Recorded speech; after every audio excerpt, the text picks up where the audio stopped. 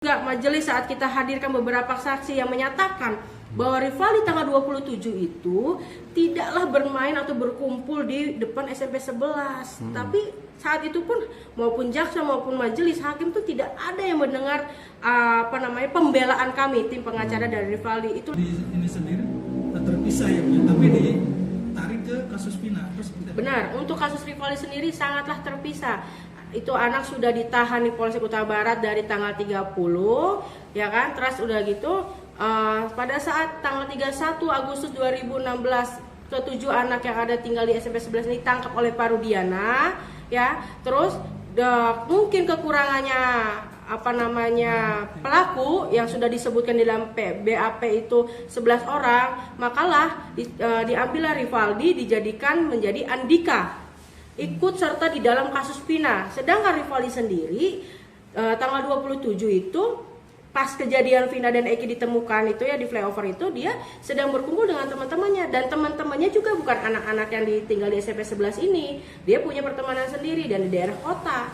Itu jadi untuk itu pun kasusnya sangat jauh ya. Nah, sedangkan gini, untuk menariknya lagi adalah kasus Rivaldi di tanggal 29 yang penganiayaan dan pembawaan sajam itu sudah divonis ya. Untuk kasus pembawaan sajamnya tuh sudah divonis.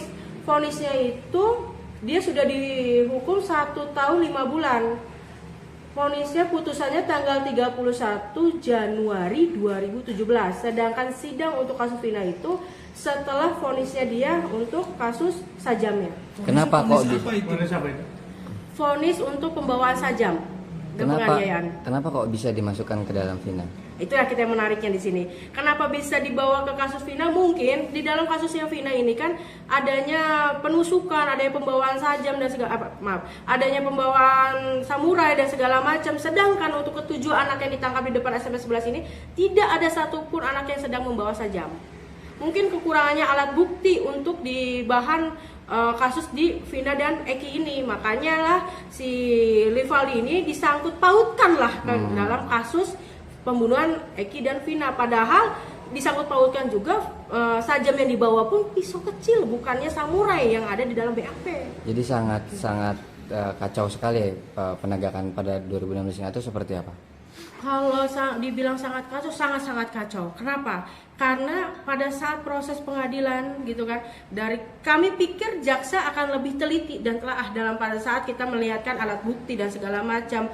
Terus perannya Rivaldi di sini tidak adanya namanya Andika dari yang namanya tadi Rivaldi Aditya Wardana alias Andika berubah menjadi Rivaldi Aditya Wardana alias Ucil. Itu kan sudah sangat tidaknya konsisten ya dalam hukum saat itu 2016 itu. Terus juga majelis saat kita hadirkan beberapa saksi yang menyatakan bahwa Rivaldi tanggal 27 itu tidaklah bermain atau berkumpul di depan SMP 11. Tapi saat itu pun maupun jaksa maupun majelis hakim itu tidak ada yang mendengar pembelaan kami tim pengacara dari Rivaldi. Itulah sangat mengecewakan, dan saat ini kami mungkin pengacara saat ini lebih pede ya untuk muncul. Kenapa? Karena banyak media yang mendukung kami, sedangkan dulu tidak ada satupun media yang mendukung kami. Makanya berharap PK ini mudah-mudahan majelis juga nanti yang membaca PK-nya Rivaldi baca dengan teliti di mana titiknya namanya Rivaldi, sedangkan di sini adanya Andika. Oke, kapan itu rencana akan diajukan? Oke, untuk rencananya sebenarnya untuk tim Cirebon sudah siap untuk berapa persennya. Tetapi kami masih akan koordinasi dengan pihak Bandung. Kalau tidak dalam waktu minggu ini, kemungkinan minggu depan. Intinya kami akan secepatnya mengajukan. Kenapa? Karena proses HK ini kan sudah selesai ya. Kami tidak ingin berita ini mandek di minggu ini. Tidak, bukan apa-apa. Kalau semuanya berhenti di sini nanti nggak akan ada lagi konsumsi. Ini anak-anak ini harus perlu dukungan semua masyarakat Indonesia untuk mendukung. Ini termasuk media yang harus terus mendukung kami, terus follow up berita ini biar masyarakat tahu di mana kesalahannya. Termasuk mudah-mudahan pun Pak Rudiana juga mau ya jadi saksi kami, mau datang ke pengadilan, karena kan statementnya Bapak menyatakan bahwa Bapak tidaklah menangkap Rivaldi. Ya Pak ya. Ada rencana untuk menyurati Pak Rudiana untuk menjadi saksi rencananya? Nanti kita bahas oleh tim. Kalau itu mungkin sangat menarik ya, karena statementnya itu juga kami berulang-ulang sering baca di dalam beberapa BAP, dia mengakui bahwa dia tidak pernah menangkap Rivaldi. Itu mungkin mudah-mudahan dengan secara sukarela Pak Rudiana mau nanti menjadi saksi dari Rivaldi. Seberapa penting kesaksian dia, Bu? Sangat penting sebenarnya. Untuk semuanya itu sangat penting kesaksiannya Rudiana.